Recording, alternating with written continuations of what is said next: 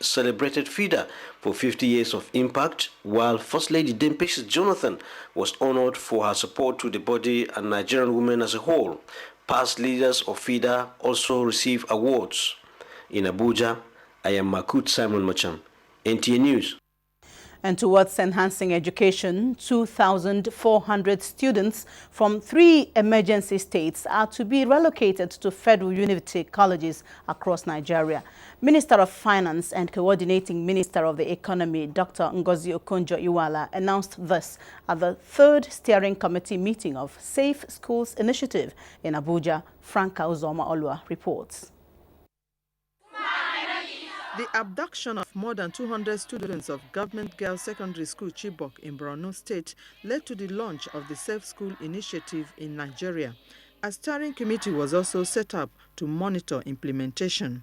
The 3rd meeting of the committee indicates its readiness to start implementation of the first component of the program. It is a purely voluntary program.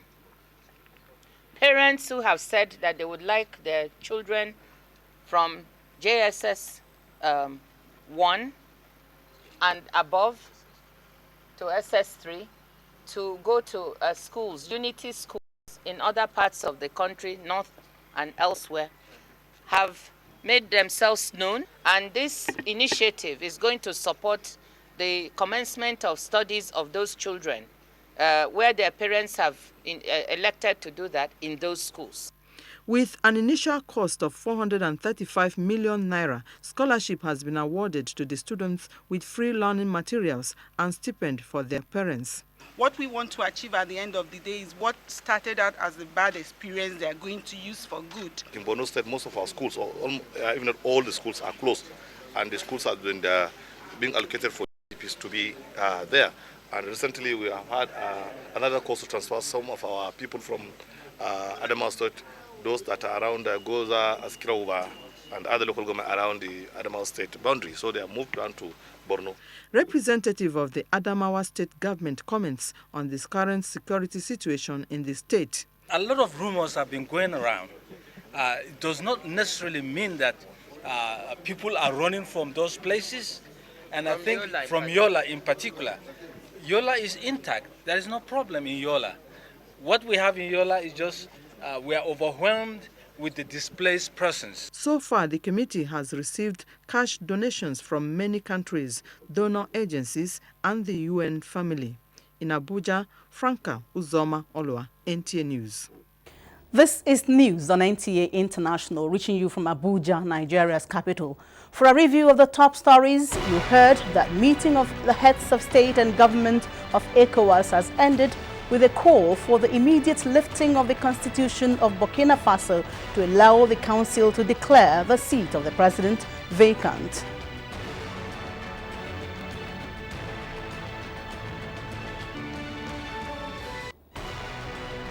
We also told you that President Goodluck Jonathan has approved the enlistment of 7,400 trainees under the first phase of the National Power Sector Apprenticeship, NAPSAS.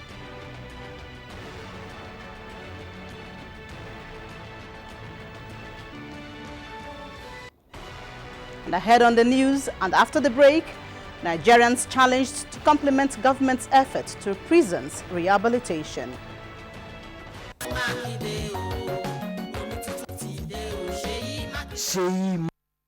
Stimulating attitudinal changes and initiating radical thinking. Sheyi Makinde, the man of his words, an achiever per excellence, imbibing public confidence and enlist mass participation in governance.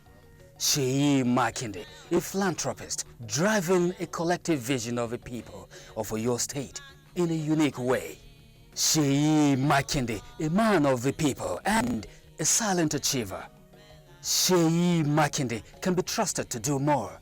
We will change the future of our state for the better. Sheyi Makinde, the man for change.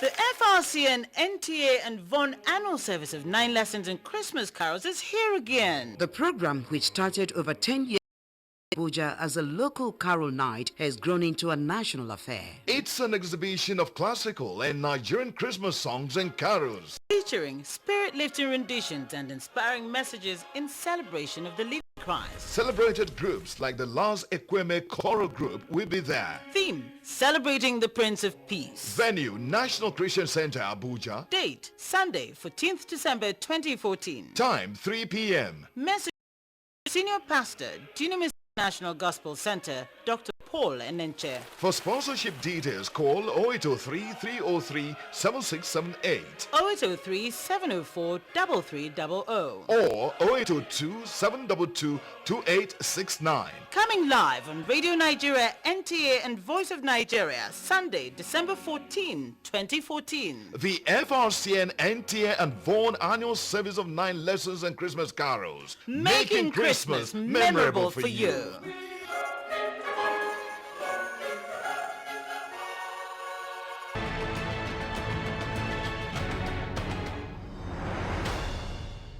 Thank you for staying with us. Now, providing direct support and rehabilitation services to prison inmates can only be attained when Nigerians complement government's efforts. This is the opinion of stakeholders at a lecture to mark the 20th anniversary celebration of Prisons Rehabilitation and Welfare Action in Abuja. Correspondent Aliu Tukur reports.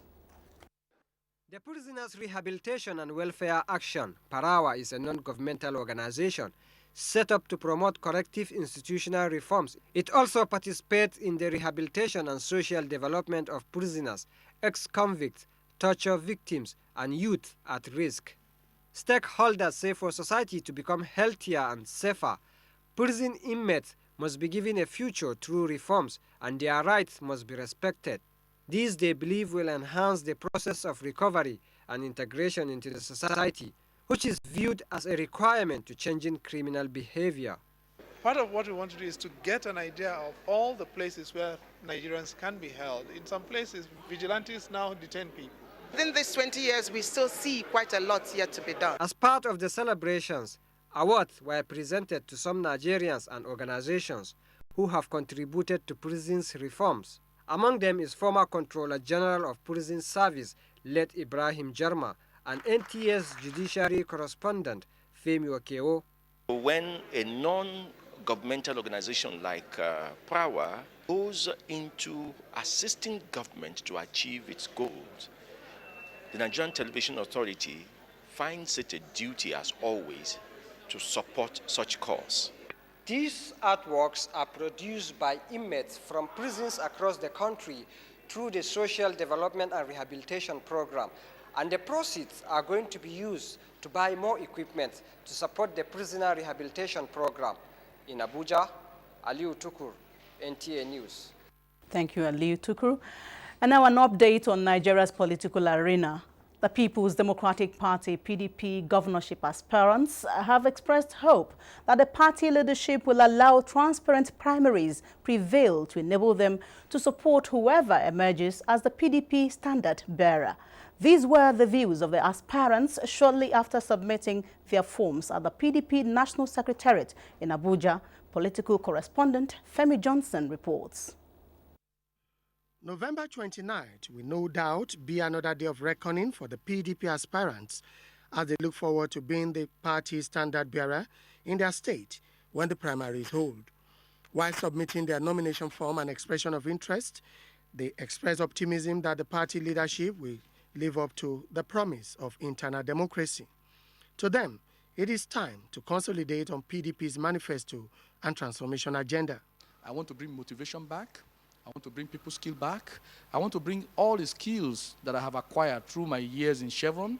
I will want to consolidate and continue with the laudable programs of His Excellency, the Executive Governor of Katsina State. The time has come for us to turn a new leaf to begin to build River State. Whoever that emerges, we shall all work together to support the person in order to make sure that PDP takes the breakouts come 2015. Other aspirants also say their pedigree is an added advantage to their aspirations. As such, qualitative leadership should be anticipated. I can assure the party that I'm prepared and ready to lead the people of Sokoto State to salvation. to ensure that Sokoto State is back to the center of Nigerian politics where it belongs. What we are hoping is to get our own mandate through the people of Katsina State. That is the most important thing, is to be endorsed by the people. This time again, all the promises I had made then, of course, with the experience of being a current senator now, they should be expecting great deeds from me. Sale of nomination forms in the next 24 hours, bearing any change by the leadership of the PDP. In Abuja, Femi Johnson, NTA News. A former minister of the Federal Capital Territory, Abuja, Malam Nasir El-Rufai, has declared to contest the 2015 gubernatorial election in Kaduna State, northwest Nigeria, on the platform of All Progressives Congress, APC. Correspondent Mohammed Umar Ajingi reports that one of the APC presidential aspirants, General Muhammad Buhari, was at the event. Both private and public sector.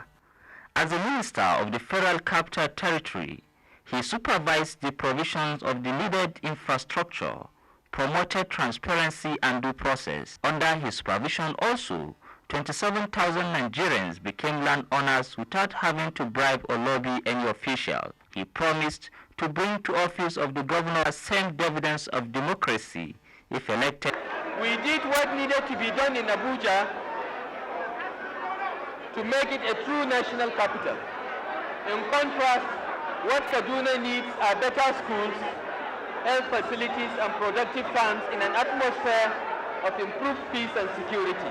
The APC presidential aspirant, General Muhammad Buhari, described the candidate as just, competent, and one who has experience and understands the issues and the solutions of people's problems. People of Kaduna State, I assure you, I am not being arrogant, I am being honest. You are not doing El-Rufai a favor if you elect him, you are doing yourself a favor. In Kaduna, I am Muhammad Umar Ajingi, NTA News.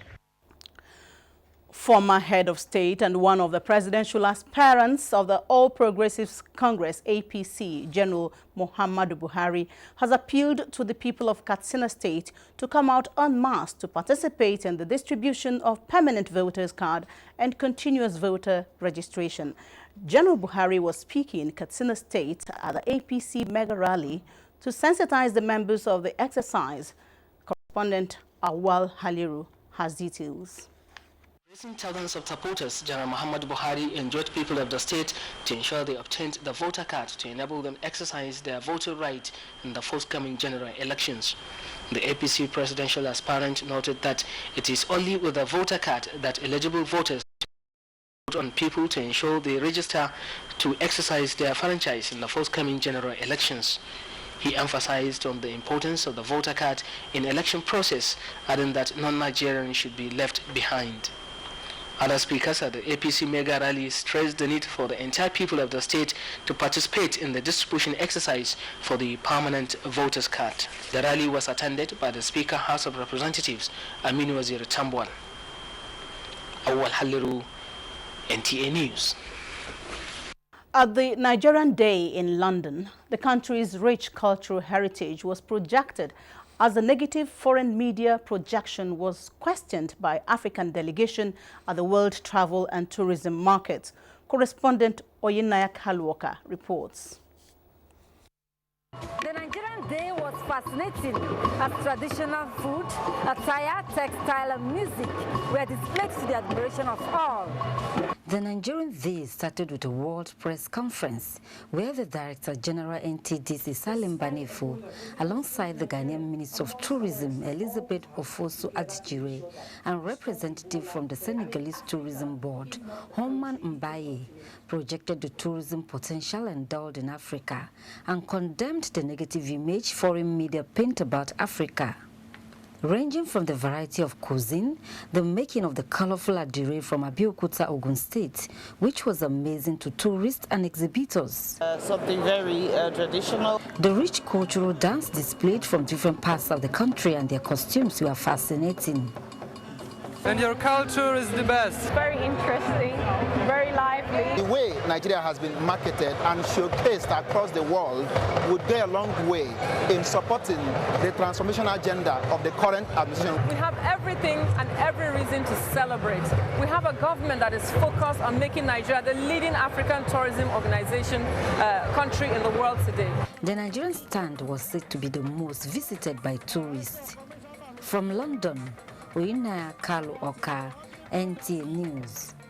And turning to environment matters, the effects of climate change and the challenges of combating it are mostly felt in Africa due to insufficient resources by most countries in the region, thereby affecting their means of livelihood. Correspondent Olawale Hamzat was at the African Development Forum in Morocco, where wealth creation as a tool for tackling climate change was at the front burner. According to scientific consensus, Africa is the most vulnerable continent to the impact of climate change and yet the least able to cope with the consequences due to its low level of economic development. Some of the noticeable impacts of climate change, such as increased drought and flood episodes, have been identified to threaten the economies and livelihood of many African countries. It's more about preparedness towards the inevitable, because it will happen. So as long as human beings continue to interact with the climate system in ways that actually disrupt the normal functioning of the climate system. This is about looking at these all problems relating to water resources, energy security in a new way, from new lens and from a particularly different prism, but maybe looking at it from the point of view of resource efficiency. Climate change adaptation and mitigation initiatives offer new opportunities for Nigeria and indeed the rest of Africa to pursue multi-sectoral development that guarantee wealth creation, youth employment, and sustainable growth. We have to build the capacity of young people, one, to be aware of this of these funds, and two, to build their capacities to ensure that they can actually give proposals that can be funded. The issue of climate financing was among the topical issues raised at the 9th edition of the African Development Forum. From Marrakesh in Morocco, Olawale Hamzat, NTA News. Media portrayal of the Middle East over time dwells more on crisis. Some artists, however, are trying to project a more favorable image of the region through Arabic graphic designs. Waziri Zayanu reports on one of such artists. In the Middle East, Arab fonts and Arab types produced from the 7th century are usually used as visual elements. Such visual elements are taken from various cultural heritage and customs of member countries. So Egyptians will have a certain aspect or certain visuals and look to their work. Saudi Arabians have a different look, different aspect, and so on. In Sudan, they have very different art, and so is in Morocco. In spite of the regional political instability, a few avant-garde designers in the Arab world persisted in their quest to create an individual modern identity. One of them is Helmi Al-Tuni. NTA News did not meet the artist personally, but his reputation of 1,000 illustrations, which earned him prestigious Arab and international awards, speak volumes. Al-Tuni's work portrayed artists who, armed with paintbrush, hide behind facades of colors and symbolism to vent their appeals and commentaries on political, social, and even environmental issues. And of classic Egyptian art, walking into his gallery will make you feel like you are dead and gone to Helmi Al-Tuni's heaven, because his works are considered rife with folklore, iconography, and symbolism. Fledgling artists always have their inspiration rekindled by each of his masterpieces. What we had to do was to translate each title of each book cover and to translate it into English. And what must the young and upcoming artists do to sustain legacies of this living legend? Of art and design over the last decades, and to see like where it emerged from, what kind of attempts were made to develop some sort of visual language. Next is our Friday's weather outlook in some Nigerian and world cities.